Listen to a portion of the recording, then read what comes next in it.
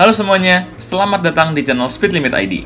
Kali ini kita mereview Range Rover Autobiography 4.4 TD-V8 dengan kode generasi L322. Mobil ini merupakan generasi ketiga dari Range Rover, dan ini merupakan special edition untuk merayakan 40 tahunnya Range Rover. Mobil ini diberi nama Range Rover Autobiography 14th Anniversary Limited Edition, dan hanya diproduksi sekitar 700 unit dengan kombinasi warna yang unik di interior maupun eksteriornya. Untuk kuncinya, dia sudah menggunakan kunci Smart Key, Lock, Unlock, Follow Me Home Light, dan untuk membukakan bagasi. Dia juga sudah ada auto retract. Ya, walaupun sudah keyless, tapi kuncinya harus dipencet dulu pada saat kita mau masuk mobil. Sebenarnya sayang juga mobil udah mahal kayak gini masih agak ribet untuk buka pintunya. Untuk mesinnya sendiri, dia menggunakan mesin Ford 4400cc V8 diesel engine dengan kode mesin 448DT, menghasilkan tenaga 335 horsepower pada 4000 rpm dan torsi 700 Nm pada 1500 rpm sampai dengan 3000 rpm, dikawinkan dengan transmisi otomatis 8 percepatan. Untuk crash testnya, dia sudah mendapatkan bintang 4 pada Euro NCAP.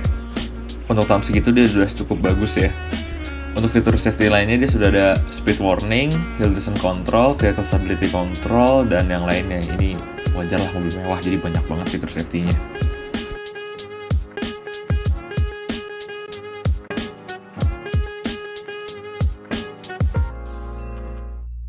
Untuk bannya, dia menggunakan ban Pirelli Scorpion Verde All Season dengan ukuran 25550R20, dipadu dengan velg berwarna gunmetal yang modelnya banyak palang gitu deh, dengan PCD 5x120. Dia PCD-nya sama persis sama kepunyaan BMW, jadi seandainya mau ganti velg, tapi nggak usah lah, ini mobil udah ganteng banget, sumpah.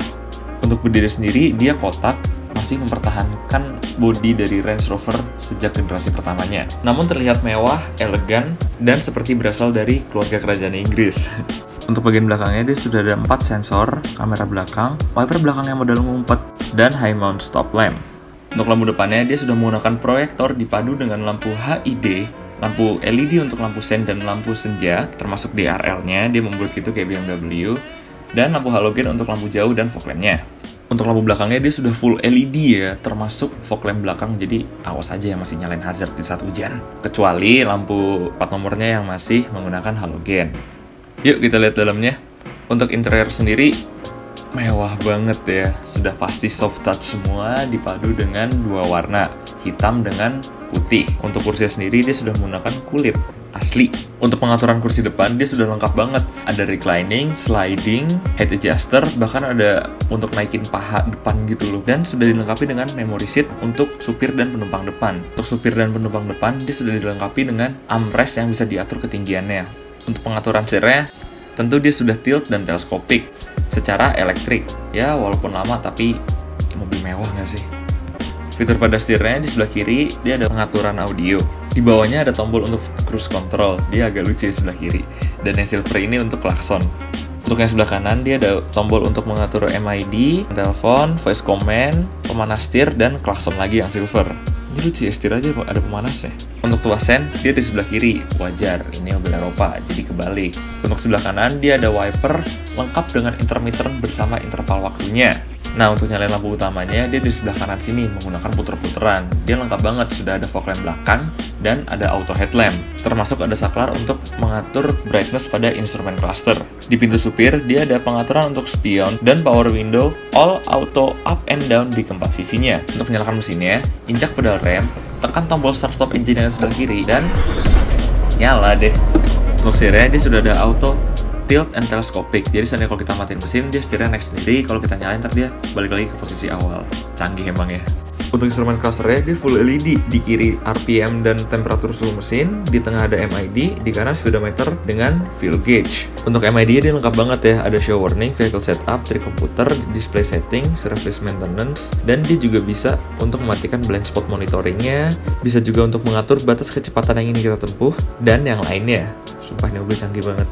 Di bagian tengahnya dia ada head unit model integrated dengan dashboard, dia lengkap banget.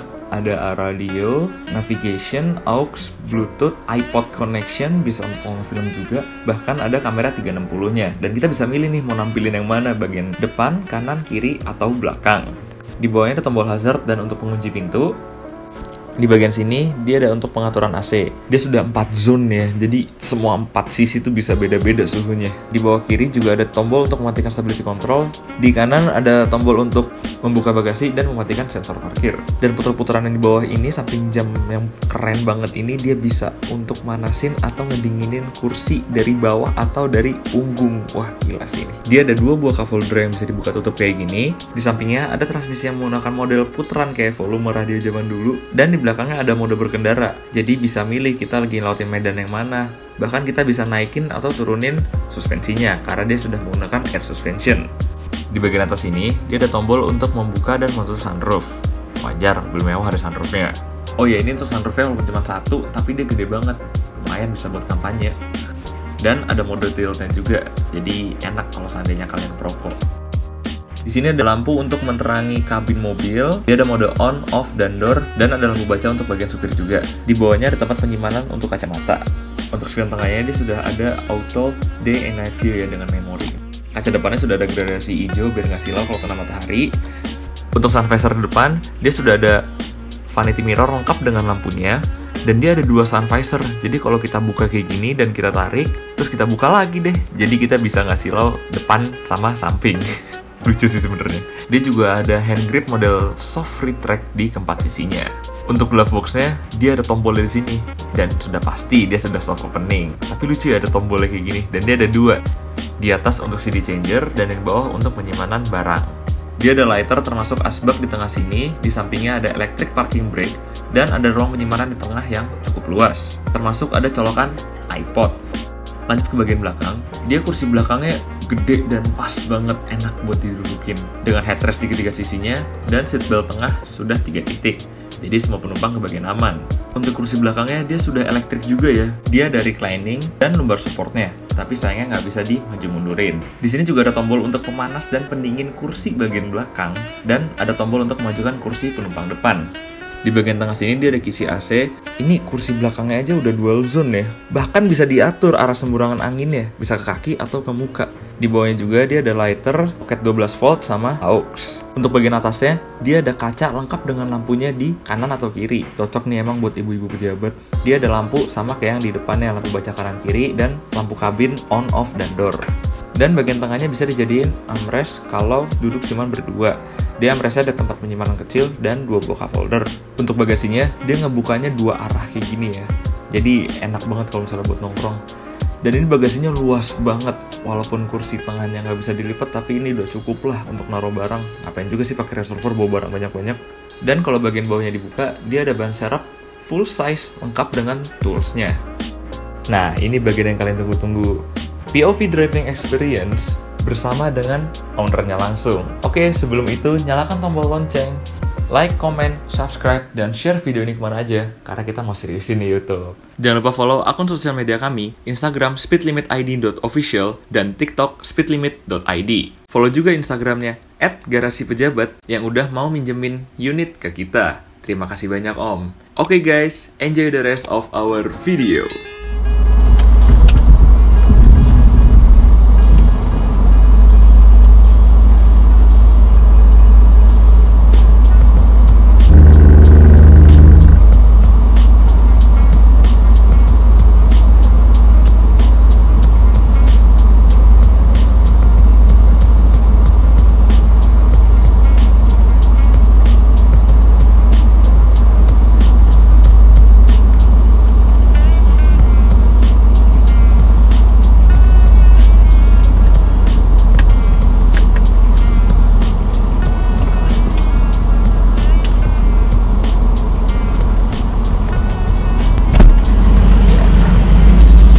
Siang Om Rino. Siang Mas. Terima kasih banyak udah diboleh nyoba. Sama-sama. Jadi ini Range Rover tahun berapa Om? Tahun 2010, tipenya autobiografi. Nah untuk perbedaan Fox sama autobiografi ini apa Om?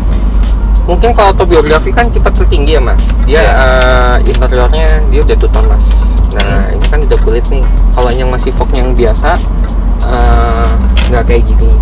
Warnanya nggak kayak gini dan nggak kulit juga, kayak karet, kayak macam karet gitu. Kalau ini kan udah letter. Oh iya. Dan terus kalau autobiografi two tone Mas.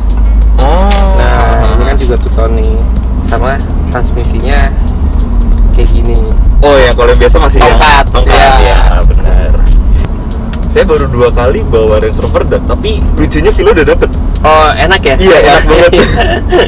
Nah ini plusnya kalau misalkan emang mau cari Range Rover, ini kan Range Rover plusnya menurut saya nih ya mas ya. Kalau menurut saya kan tenaganya itu gede mas. Iya. Mobilnya nggak terlalu gede, cuma tenaganya gede.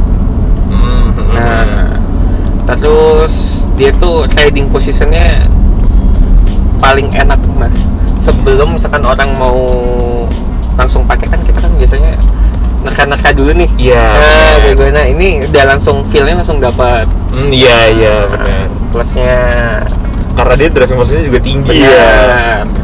Untuk pemula misalnya dia mau beli Range Rover, apa aja nih yang harus diperhatiin? Kalau yang diperhatiin sih Airsusnya mas ya. Airsus. Nah pasti di Range Rover kan tuh pasti kan rata-rata air suspension semua ya. Gitu. Electrical. Oh iya electrical, iya. Electricalnya. Cuman dia apa namanya emang ciri khas Eropa banget, yang remnya tuh nggak perasa tapi lama-lama pakem. Iya. Ini pernah paling jauh itu mas bawa Range Rover kemana? Saya kebetulan ini kan baru dapat ya mas. Jadi paling jauh cuman saya ngefoto di desa aja mas. Oh desa. Iya. Gitu. Kalau saya rasa sih dengan naikan kayak gini, kemungkinan mau dibawa ke Surabaya pun ya juga pasti nyaman banget sih. Iya pasti. Nah untuk bahan bakarnya sendiri mas, dalam kota ini berapa, luar kota berapa kira-kira? Kira-kira nih ya mas, asumsi saya sih kalau dalam kota dieselnya ini kemungkinan bisa 1918. Untuk dalam kota? Buat dalam kota. Irit loh itu. Termasuk irit. Iya. Kalau di luar kota kemungkinan bisa 110 lebih ya, kurang lebih. Iya kurang lebih segitu. Ini tankinya kapasitasnya sekitar 80 liter. 80 liter ya? 80. Berarti kalau full tank Jakarta Surabaya bisa nggak ngisi ya? Mungkin satu kali mas. Satu kali ngisi aja. Ngisi aja.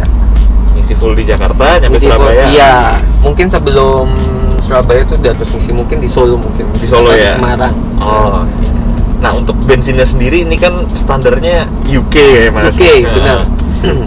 Rekomendasinya apa nih untuk ngisi bahan bakar? Saya kalau buat rekomendasi ini paling enggak itu Pertamina Dex sudah bisa. Seharusnya dia harus runnya yang Euro 5 mas. Oh. Nah paling enggak yang Euro 5 ada yang di Indonesia itu Shell bisa, BP bisa. Oh ya BP katanya denger udah Euro 5 ya? Iya, BP udah Euro 5. Lebih cocok, lebih suka bawa Range Rover atau Land Cruiser? Kalau saya suruh milih di antara dua itu mobil Range Rover atau LC, iya. Di kedua mobil itu ada plus minusnya. Gak semua plusnya di LC, gak semua plusnya di Range Rover. Iya benar. Jujur, kalau enakan Range Rover, driving positionnya enak banget. Iya. Nah, plusnya Range Rover di situ, dan minusnya kan high maintenance dia. Kalau LC itu mobilnya tuh nggak manja aja mas. Nggak manja ya? Iya kalau LC. Nah, dan spare partnya ya nggak susah kayak Range Rover.